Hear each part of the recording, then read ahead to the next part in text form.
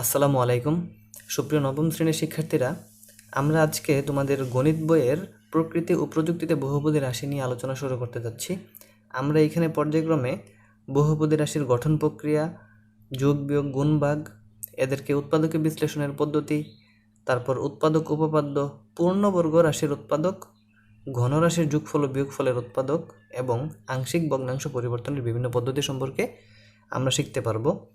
যেহেতু এখানে ভেঙ্গে ভেঙ্গে আলোচনা করা হবে, অতএব আমাদের ক্লাসগুলো একটু লম্বা হবে এবং অনেক বেশি পর্ব হবে। তো তোমরা যদি এগুলাকে একদম ক্লিয়ারভাবে বুঝতে চাও তাহলে অবশ্যই তোমাদেরকে শুরু থেকে শেষ পর্যন্ত সবগুলো পর্ব কিন্তু দেখতে হবে, তাহলে তোমরা সম্পূর্ণ চ্যাপ্টার সম্পর্কে একটা ভালো অভিজ্ঞতা কিন্তু অর্জন করতে পারবে। তাহলে প্রথমে আসো, বহুপদী রাশির যে গঠন প্রক্রিয়া বলা আছে, গঠন প্রক্রিয়াটা আসলে কি? প্রথমত আমি যদি বলি বহু পদ, এই পদটাকে ভাঙলে আমরা কি পাই?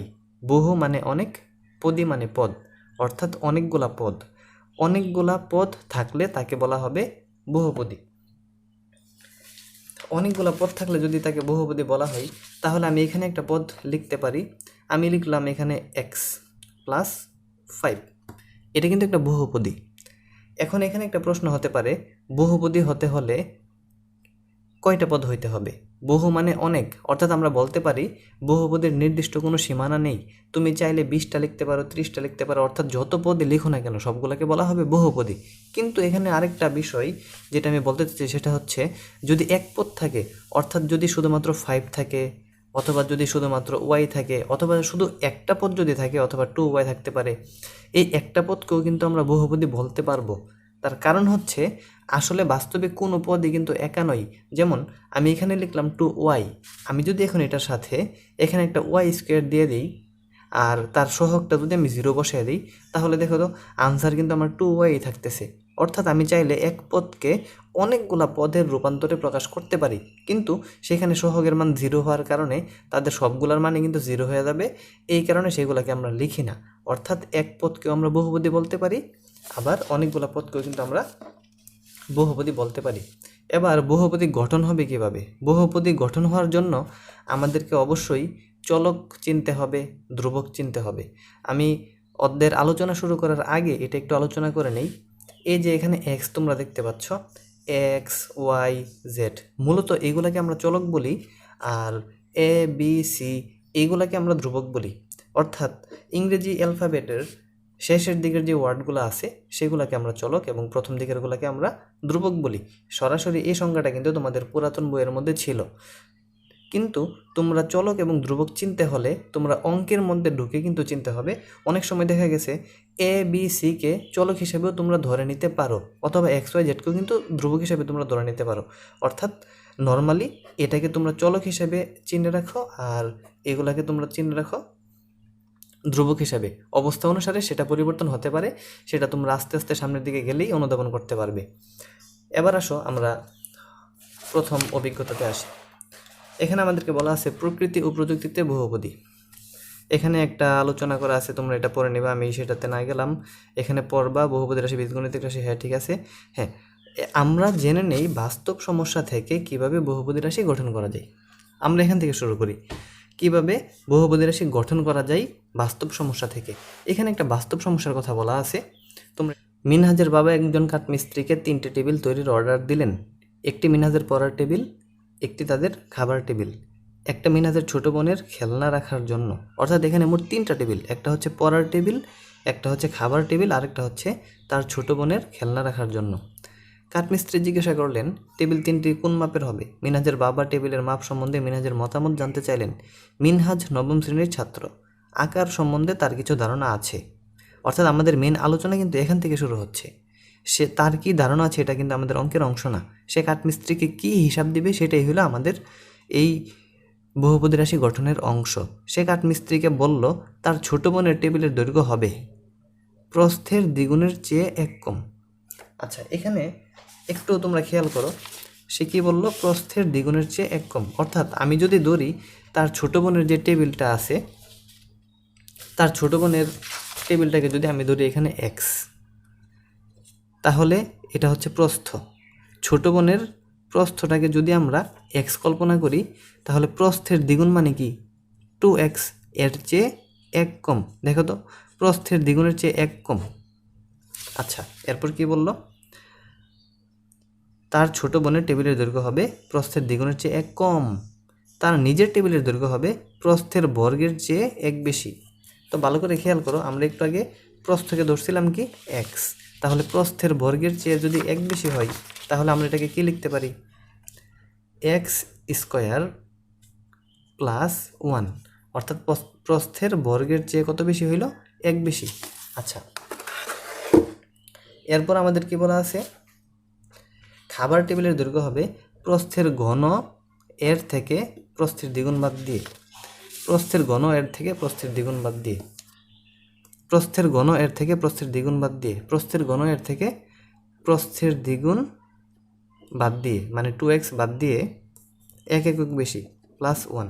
দেখো তো এই অংশটা বুঝতে পারছো কিনা, প্রস্থ যদি x হয় তাহলে প্রস্থের ঘন হইতেছে এক্স কিউব, প্রস্থ যদি x হয় প্রস্থের দ্বিগুণ হইতেছে 2x, তাহলে প্রস্থের ঘনর থেকে প্রস্থের দ্বিগুণ বাদ দিয়ে যোগ এক মানে এক বেশি।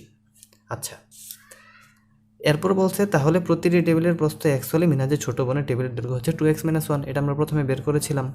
এখন বলা আছে মিনহাজের পড়ার টেবিল এবং মিনহাজের খাবার টেবিলের দৈর্ঘ্য x এর মাধ্যমে প্রকাশ করো। মিনহাজের পড়ার টেবিল এবং মিনহাজের খাবার টেবিলের দৈর্ঘ্য x এর মাধ্যমে প্রকাশ করো। এখানে আমরা x² + 1 বের করেছিলাম, এটা কিন্তু ছিল তার নিজের টেবিলের দৈর্ঘ্য, অর্থাৎ প্রস্থের বর্গের চেয়ে এক বেশি, x² + 1। আর এখানে যে প্রস্থের ঘনের চেয়ে দ্বিগুণ কম এর চেয়ে এক বেশি, এটা কিন্তু ছিল তার কিসের দৈর্ঘ্য, খাবার টেবিলের দৈর্ঘ্য। অর্থাৎ এই দুইটাই কিন্তু হচ্ছে আমাদের এই একক কাজের আনসার। আশা করি তোমরা এটা বুঝতে পারছো। এখানে আমি বাংলা লিখি নাই, তোমরা এটা লিখবে যে ধরি টেবিলের প্রস্থটা হচ্ছে এক্স, তাহলে এক্সের বর্গ x², অতএব মিনহাজের টেবিলের দৈর্ঘ্য হবে x² + 1। অনুরূপে এটাকেও লিখবে, ধরি টেবিলের প্রস্থ এক্স, এক্সের কিউব হচ্ছে এক্স কিউব, এক্সের দ্বিগুণ হচ্ছে 2x, তাহলে প্রশ্ন মতে আমরা কি পাই, শর্ত অনুসারে ঘনের চেয়ে দ্বিগুণ কম তার চেয়ে এক বেশি, অর্থাৎ এখানে যে কথাটা বলা ছিল যে দ্বিগুণ বাদ দিয়ে এক একক বেশি। এই হলো আমাদের একক কাজ। এবার আসো পরবর্তী পৃষ্ঠায় আমাদেরকে কি বলছে সেটা দেখি। উপরের দৈর্ঘ্য পরিমাপের জন্য চলক এক্সের মাধ্যমে যে রাশিগুলো পাওয়া গেল এগুলো হচ্ছে বহুপদী রাশি, অর্থাৎ যে রাশিগুলো আমরা একটু আগে পেয়েছি সেগুলোকে বলা হয় কি, বহুপদী রাশি। এবার আসো বহুপদী রাশি পলিনিয়মাল। আমরা বীজগণিতিক রাশির চলক পদ এগুলো সম্পর্কে আমরা আগেই জেনেছি। এখন বীজগণিতিক রাশির চলক হলো একটা প্রতীক। আচ্ছা, এখানে বাংলা অনেক কথা বলছে, আমি একটু সংক্ষেপে বলি। চলক এবং ধ্রুবক আমি কিন্তু প্রথমে আলোচনা করেছি। এখন এখানে কি বলছে দেখো, বীজগাণিতিক রাশির এক একটি পদ, আচ্ছা এক বা একাধিক পদ বিশিষ্ট বীজগাণিতিক রাশিকে বহুপদী বলে। অর্থাৎ এক বা একাধিক পদ বিশিষ্ট, যেখানে একটা পদও হইতে পারে অথবা একাধিক পদও হইতে পারে, এটাও কিন্তু আমি প্রথমে আলোচনা করেছি। একটি বহুপদী রাশির প্রত্যেকটি পদের চলকের সূচকের সমষ্টিকে ওই পদের মাত্রা বলে। তাহলে মাত্রা কি, যেমন এখানে আমরা এইটা, এটা, তারপর এটা, তিনটা বহুপদী কিন্তু আমরা একটু আগে আলোচনা করেছিলাম। এই তিনটা কিন্তু আমরা একক কাজ থেকে পেয়েছি। তো এখন এই তিনটার মধ্যে একটু ভালো করে খেয়াল করো, এই যে এটা কিন্তু আমরা প্রথমে পেয়েছিলাম 2x - 1, এখানে চলককে এক্স চলক, এক্সের উপরে পাওয়ার কত, কিছু নাই, নাই মানে এখানে একটা 1 আছে, আমরা বলতে পারি যেহেতু চলকের উপরে পাওয়ারটা 1, তাহলে এই সম্পূর্ণ বহুপদীর মাত্রাকে আমরা বলতে পারি কত, এই সম্পূর্ণ বহুপদীর মাত্রা হচ্ছে 1। তারপর এটাতে আসো, এখানে দেখো চলকের উপরে পাওয়ারটা হচ্ছে 2, অর্থাৎ এই সম্পূর্ণ বহুপদীর মাত্রাও কত হবে, 2। একইভাবে এই সম্পূর্ণটার মধ্যে দেখো এটার উপরে পাওয়ার হচ্ছে 3, এটার উপরে পাওয়ার হচ্ছে 1। যদি একাধিক জায়গাতে একই চলক থাকে তাহলে তাদের মধ্যে যে চলকের পাওয়ারটা সবচেয়ে বেশি হবে সেটাই হবে সম্পূর্ণ বহুপদীর মাত্রা। আশা করি তোমরা মাত্রা সম্পর্কে আর কোনো প্রবলেম থাকবে না, কিন্তু প্রবলেমটা হবে তোমাদের দুই চলকের মধ্যে, সেটা আমি একটু পর আলোচনা করতেছি। এক চলকের ক্ষেত্রে যদি একাধিকবার চলকটা থাকে তাহলে যেটার পাওয়ার সবচেয়ে বেশি হবে সম্পূর্ণ বহুপদীর মাত্রা কিন্তু ওইটাই হবে। তাহলে এটার মাত্রা 3, এটার মাত্রা 2, এটার মাত্রা হচ্ছে 1। আচ্ছা, এরপর আমাদেরকে একটা এক্সাম্পল দেওয়া আছে, এই যে 5x - 3। তার আগে আরেকটা কথা বলে নেই, ধ্রুপপদ। ধ্রুপপদ মানে হচ্ছে যেখানে কোনো চলক থাকবে না, যেমন আমি যে প্রথমে আলোচনা করেছিলাম, এই যে দেখো x+5 এই বহুপদীর মধ্যে 5-এর সাথে কিন্তু কোনো চলক বিদ্যমান নেই, শুধু এখানে 5 আছে। আচ্ছা, 5-এর সাথে চলক বিদ্যমান নেই, কিন্তু আমি যদি এখানে একটা ইনটু দিয়ে x⁻0 বসায় দিই, তাহলে কি কোনো প্রবলেম আছে? অবশ্যই না। কেন? কারণ x⁻0-র মান কিন্তু 1, x⁻0-র মান 1। এটা যারা সূচক করেছ তারা অলরেডি জানো, আর যারা না জানো তারা এখান থেকে জেনে নাও। যদি কোনো কিছুর উপরে পাওয়ার বা মাত্রা 0 থাকে, তাহলে তার সম্পূর্ণ আনসারটা হবে কত? 1। এখানে 5-এর সাথে আমি যদি x-এর উপরে একটা পাওয়ার 0 বসাইয়া দিই, তাহলে এই সম্পূর্ণটার মান তো 1ই হইতেছে, অর্থাৎ আগে যা ছিল এখনও তো হুবহু তাই আছে। অর্থাৎ আমরা ধ্রুবক পদকে এইভাবে বলতে পারি, যেখানে চলকের পাওয়ারটা 0 থাকবে সেই পদটাকে বলা হবে ধ্রুবক পদ। অর্থাৎ যেখানে কোনো x থাকবে না অথবা কোনো চলকের উপরে পাওয়ার 0 থাকবে, সে পদকে বলে ধ্রুবক পদ। এখন এখানে যে এক্সাম্পলটা বলা আছে সেটা হচ্ছে 5x-3। আচ্ছা, এটা কি দেখো, এখানে আমি প্রথমে দেখতেছি এখানে দুইটা পদ, একটা হচ্ছে 5x, একটা হচ্ছে 3। এই দুইটা পদ থাকার কারণে সে একটা বহুপদী, এবং এখানে শুধু একটা চলক থাকার কারণে সে এক চলক বিশিষ্ট একটা বহুপদী, বা দুই পদ থাকার কারণে দ্বিপদীও বলতে পারি। যেখানে 5x হচ্ছে একটা পদ আর -3। আরেকটা বিষয় তোমরা একটু খেয়াল রাখবে, যেমন আমি 5x এখানে লিখলাম, আমি এখানে দিলাম প্লাস, এখানে দিলাম -3। কোথাও যদি মাইনাস থাকে সবসময় সেটা ব্যক্তিগত বা পার্সোনাল মাইনাস হিসেবে পরিগণিত হবে। যখন তোমরা চলক ধ্রুবকের কাজ করবে, তখন সেই মাইনাসটা কিন্তু নিজের সাথে চলে আসবে, মাঝখানে একটা প্লাস চলে আসবে। এটা যেই কথা, 5x-3 কিন্তু একই কথা। এখানে একটা পদ, দুইটা পদ, অর্থাৎ এটা একটা দ্বিপদী। 3 পদ থাকলে ত্রিপদী, 4 পদ থাকলে চতুর্পদী, একের অধিক থাকলে বহুপদী। অর্থাৎ এটাও একটা বহুপদী যেখানে শুধু একটা চলক আছে, এবং এই যে বহুপদীটা দেখতেছো তার মধ্যে চলকটা হচ্ছে x এর পাওয়ার হইতেছে 1, অর্থাৎ এই সম্পূর্ণটার মাত্রাটা কত হবে? 1। আশা করি এটা তোমরা বুঝতে পারছো। আচ্ছা, এরপর কি বলছে আমরা দেখি। এর মাত্রা হচ্ছে 0, অর্থাৎ -3 একটা ধ্রুবপদ। যেহেতু 3-এর সাথে কোনো চলক নাই, এই কারণে এটা হচ্ছে কি পদ? ধ্রুবক পদ। 5x এর মাত্রা হচ্ছে 1। আবার চলকের সাথে যে থাকবে, আমি একটা বিষয় স্কিপ করছি, এই যে এখানে x হচ্ছে চলক, চলকের সাথে আছে কত? 5। চলকের সাথে যে থাকবে তাকে বলা হয় ধ্রুবক। চলকের সাথে যে থাকবে তাকে বলা হয় কি? ধ্রুবক। যেমন এইখানে চলকের সাথে আছে কত? 2, তাহলে এখানে ধ্রুবক কত? 2। সরি, চলকের সাথে যে থাকবে সেটা হচ্ছে সহগ। এখানে x এর সাথে আছে 2, অর্থাৎ তাহলে এইখানের সহগ কত? 2। x এর সহগ 2 আর x এর মাত্রা 1। এক্সাম্পল 2, আমাদের এখানে একটা বহুপদী বিদ্যমান, কিন্তু এখানে দেখো x y এখন হইতেছে কিন্তু আমাদের চলক দুইটা। তো চলক দুইটা এবং চলক একটা, এই বিষয়টা আমি একটু এক্সপ্লেন করি।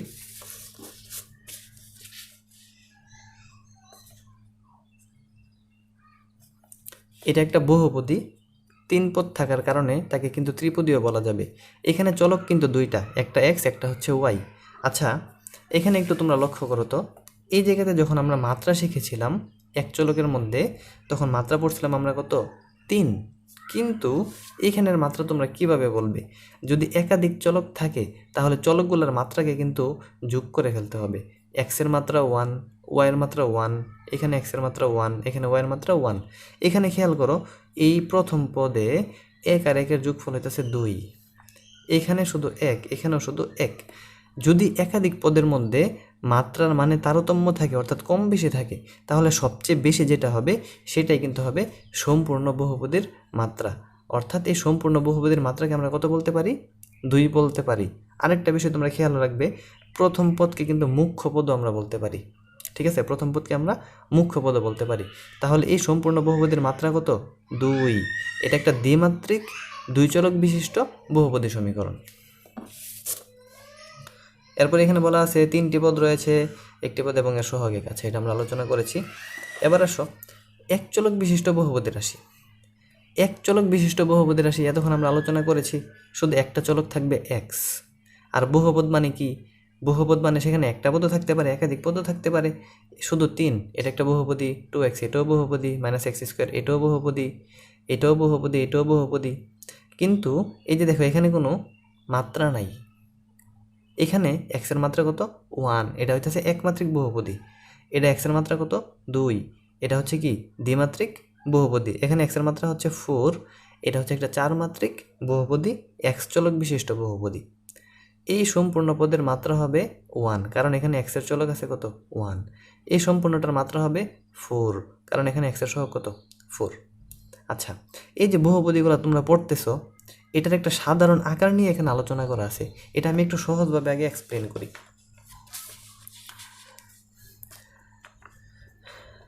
আমি যদি এখানে লিখি x+2, এটাকে আমি চাইলে ফাংশন আকারে লিখতে পারি f(x) অথবা p(x) অথবা g(x), যে কোনোভাবে আমি লিখতে পারি। তো মূলত এটা হচ্ছে আমার সেই বহুপদী সমীকরণটা। এখন এই বহুপদী সমীকরণের মধ্যে আমি কিছু মান বসাতে পারবো, সেটা আমরা একটু পরবর্তী পেজের মধ্যে আমরা বসাবো। তো প্রথমে আমি যেটা বলতে যাচ্ছি সেটা হইতেছে, এখানে আমি যদি লিখি ax plus by plus c, এই আকৃতির যে কোনো সমীকরণকে কিন্তু আমরা বহুপদী বলতে পারবো, যদিও এটা সমীকরণ না, কারণ সমীকরণ হইতে হলে এটাকে ইকুয়াল টু 0 হইতে হবে। তো এই আকৃতি থাকলে তাদেরকে আমরা বলতে পারবো বহুপদী, যেখানে x হচ্ছে একটা চলক, y হচ্ছে আরেকটা চলক, c তার সাথে যেহেতু কোনো চলক নাই, এটা হচ্ছে ধ্রুবক পদ, আর এখানে a b c হইতেছে ধ্রুবক পদ। এখন এই সম্পূর্ণ রাশিটাকে যদি আমি একটা ফাংশনের মধ্যে আমি নিয়ে আসি, যেমন এটাকে যদি আমি p(x) এর মধ্যে নিয়ে আসি, তাহলে এটা একটা এক্সের ফাংশন হয়ে গেল। এবার যদি আমি এখান থেকে ওয়াইকে বাদ দিয়ে দিই, ওয়াইকে কেন বাদ দিব? কারণ আমাদের এখানে কিন্তু এক চলক বিশিষ্ট, এক চলকের মধ্যে আমরা ওয়াইকে রাখবো না, এটা আমরা একটু পরে রাখবো। আমরা যদি এখান থেকে ওয়াইকে বাদ দিই, তাহলে আমার এখানে হবে p(x) equal to ax plus c। ভালো করে খেয়াল করো, ax প্লাস c, যেখানে এর মান 1 2 3 4 যে কোনো সংখ্যা হতে পারে। তাহলে এটা একটা কি হবে? এটা একটা বহুপদী হবে। এখন এই বহুপদীর মধ্যে আমরা জানি যে সে এক চলক, ঠিক আছে, তার মধ্যে মাত্রার মান হতে পারে 1 2 3 4, অর্থাৎ x² x³ x4, অনেকগুলোই তো হতে পারে। কতটা হবে আমি জানি না। আমি এখানে একটা নিলাম x³ প্লাস 3x² প্লাস 4, এটাও তো একটা বহুপদী। তো বহুপদী যখন তোমরা ক্যালকুলেশন করবে বা বহুপদীর মাত্রা ঘাত সহগ যখন হিসাব করবে, তখন তোমরা যে কাজটা করতে হবে সেটা হচ্ছে তাদেরকে এক্সের যে পাওয়ারগুলো দেখতে পাবা সেটার অনুসারে সাজিয়ে ফেলবা। প্রথমে যদি 3 থাকে, এরপরে এক্সের পাওয়ার হবে 2, এরপরে এক্সের পাওয়ার হবে 1, আর এখানে সামনে যে অংশগুলো থাকবে, এই সামনের অংশগুলোকে বলা হবে ধ্রুবক।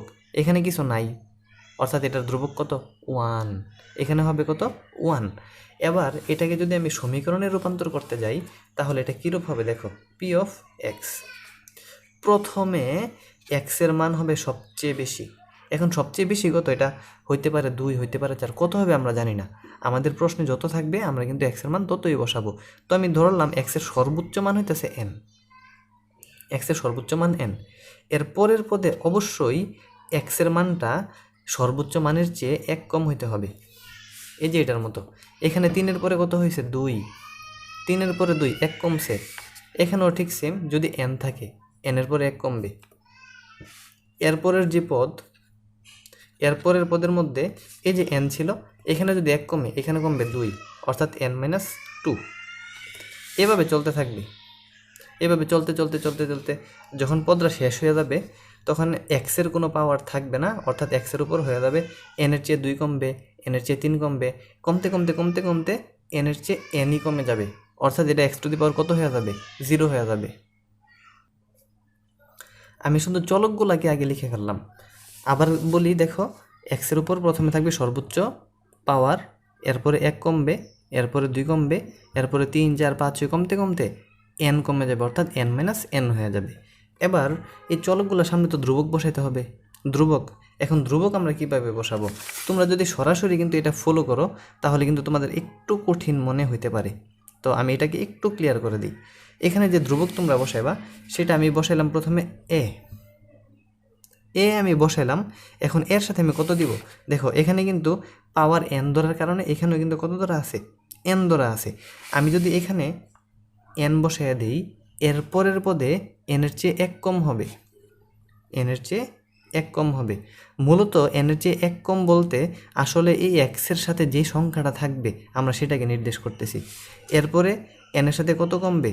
2 কমবে। এরপরে এনের সাথে 3 কমবে। এরপরে এনের সাথে 4 কমবে। এরপরে এনের সাথে 5। এরপরে এনের সাথে 6। এভাবে কমতে কমতে সবার শেষে গিয়ে এখানে এ টু দি পাওয়ার 0 মানে এনের চেয়ে এন কমে যাবে। দেখো তো এটা বুঝতে পারছো কিনা? অর্থাৎ এই যে আমি বহুপদী সমীকরণটাকে লিখলাম সেটা হচ্ছে a n x n a n minus one x n minus one a n minus two x n minus two. এইভাবে একসাথে দেখলে হয়তো একটু কঠিন মনে হতে পারে। প্রথমে শুধু তোমরা এক্সের দিকে নজর দিবা, এক্সের উপরে এন, এরপরে 1 কমতেছে, 2 কমতেছে, 3 কমতেছে, কমতে কমতে যখন এন কমে যাবে তখন কি হবে? এবার যদি এটাকে আমি একটু ক্যালকুলেশন করি, একটু ক্যালকুলেশন করলে আমার এটা হবে a n x to the power n plus a n minus one x to the power উপরে n minus one plus a নিচে হইতেছে n minus two x to the power n minus two plus এইভাবে চলতে চলতে এখানে কি হবে দেখো, এ এন মাইনাস এন মানে কত? 0। এক্স এন মাইনাস এন মানে কত? এটাও 0। অর্থাৎ আমি যদি এটাকে আরেকটু সহজ করি, যদি এখানে এন এর মান 5 হয়, এন এর মান যদি 5 হয় তাহলে আমাদের প্রথম পদরা হবে এক্স টু দি পাওয়ার 5, আমাদের দ্বিতীয় পদরা হবে এক্স টু দি পাওয়ার 4, আমাদের তৃতীয় পদরা হবে এক্স টু দি পাওয়ার 3, আমাদের চতুর্থ পদরা হবে x to the power square, পঞ্চম পদরা হবে শুধু এক্স, এরপরের যে পদরা হবে এখানে হচ্ছে 1, এরপরের পদরা হবে এক্স টু দি পাওয়ার 0। দেখো তো এই প্যাটার্নটা বুঝতে পারছো কি না? এন এর মান যদি 5 হয় তাহলে আমাদের ক্রমাগতভাবে 5 4 3 2 1 0 এগুলা হবে। এবার এই যে এর মানটা মূলত কি হবে? যদি আমাদের এগুলোর সাথে কোনো সংখ্যা থাকতো, যেমন ধরো এক্স টু দি পাওয়ার 5 এর সাথে আমি বসাই দিলাম 2, এই 2 হচ্ছে এ টু দি পাওয়ার এন এর মান। আর এখানে এক্স টু দি পাওয়ার 5 এর সাথে এখানে বসাই দিলাম 3, এখানে 1, এখানে ধরো 4, এখানে ধরো আমি 0 বসাই দিলাম, এখানে বসাই দিলাম 3 অথবা -3 হতে পারে। এই সবগুলাই হইতেছে এর মান। অর্থাৎ আমাদের মেইন ফোকাসটা থাকবে এক্সের সাথে, আর এক্সের সাথে যে সংখ্যাগুলো থাকবে সেগুলো হচ্ছে তাদের সহগ। আর এক্সের যে পাওয়ারগুলা, এই সম্পূর্ণ রাশিটার মধ্যে যদি তোমাকে মাত্রা নির্ণয় করতে বলে তাহলে এক্সের ঘাত বা পাওয়ার যেগুলো আছে সবচেয়ে বড়টা হচ্ছে 5। অর্থাৎ এই সমীকরণের তোমার যদি মাত্রা বের করতে বলে তাহলে তার মাত্রা হবে কত? 5। আশা করি বহুপদীর এই সমীকরণ নিয়ে তোমাদের কোনো প্রবলেম আর থাকবে না। এটা হচ্ছে আমাদের এক চলকের বহুপদী। এবার আসো পরবর্তীতে কি বলছে দেখি। এখানে বলা আছে এ n minus one A1 A0 এগুলো হচ্ছে বাস্তব সংখ্যা। অবশ্যই আমাদের সহগটা বাস্তব সংখ্যায় হইতে হবে। তোমাদের এসএসসি পর্যন্ত যত সংখ্যা নিয়ে আলোচনা করা হবে সবগুলো কিন্তু বাস্তব সংখ্যার অন্তর্ভুক্ত। যখন তোমরা এইচএসসিতে যাবা তখন তোমরা অবাস্তব অথবা কাল্পনিক অথবা জটিল সংখ্যা নিয়ে আলোচনা করবা। অবশ্যই আমাদের এই সহগগুলোর মান বাস্তব হইতে হবে, অবাস্তব হইলে হবে না। এন অঋণাত্মক, শূন্য অথবা ধনাত্মক হইতে হবে। এন নেগেটিভ হইতে পারবে না, এন একটা পজিটিভ পূর্ণ সংখ্যা হইতে হবে। একে পি এক্স মাত্রা বা ঘাত বলা হবে, যেটা আমরা একটু আগে আলোচনা করেছি। এন যদি 0 হয়ে যায় তাহলে এ টু দি পাওয়ার 0 একটা ধ্রুবক রাশি হয়ে যাবে। অর্থাৎ এন যদি 0 হয়ে যায়, এখানে আমি এন এর মান কত 5 বসাই দিয়েছিলাম। যদি এন এর মানটা 0 হইতো তাহলে এটার মান কিন্তু 1 হয়ে যেত। এক্স টু দি পাওয়ার 0 মানে 1। এটাও একটু আগে আলোচনা করেছি, যারা তোমরা মনোযোগ সহকারে দেখেছো আশা করি বোঝার কথাই। তারপর আমি একটু দেখাই দিই। এই যে যদি কোনো কিছুর উপরে পাওয়ার 0 থাকে তার আনসার কত হয়ে যায়? 1 কিন্তু একটা ধ্রুবক পদ। তাহলে এই যে পি এন ইকুয়াল টু 0 দেখতেছো, এটা হলে পি অফ এক্স একটা কী রাশি হয়ে যাবে? ধ্রুবক রাশি হয়ে যাবে। আচ্ছা, P of x equal to 0 হইলে, অর্থাৎ আমরা একটু আগে যে বহুপদী করছি তার যদি কোনো মানই না থাকে তাহলে এটাকে একটা বহুপদী বলা যাবে, যেটাকে বলা হয় শূন্য বহুপদী।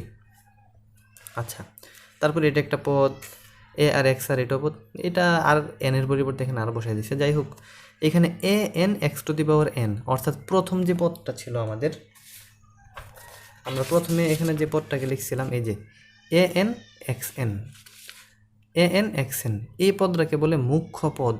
মুখ্য পদ। আর মুখ্য পদের সাথে এই যে সহগটা তাকে বলা হয় কি? মুখ্য সহগ। এবার আসো একটা একক কাজ এখানে বলা আছে 2x² - 3x + 1 রাশিটির মাত্রা কত, ধ্রুবপদ কত, মুখ্য পদ কত, মুখ্য সহগ কত এবং এক্সের সহগ কত, এই সবগুলো আমরা কিন্তু এখন বের করব।